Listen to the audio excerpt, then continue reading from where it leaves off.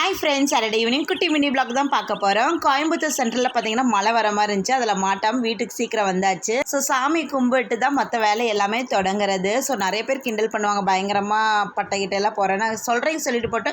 But ஏன் மனசு திருப்திக்கு வந்து முருகரை கும்புறது தான். ஸோ இப்போ பார்த்தீங்கன்னா தச்சு தான் வந்து பணியாரம்லாம் சுட்டிருந்தா. நிறைய விதமான சட்னிகள், என்ன சட்னி இருந்தாலும் எங்கள் அப்பா கொஞ்சமாவது சாப்பாடு வேணும். ஸோ எல்லாமே அம்மா செஞ்சு வச்சுருந்தாங்க.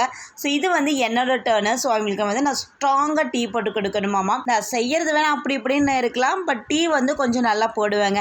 என்னோடய ரகசியம் என்னன்னு பார்த்தீங்கன்னா இந்த சக்கரை கிடையாதுங்க.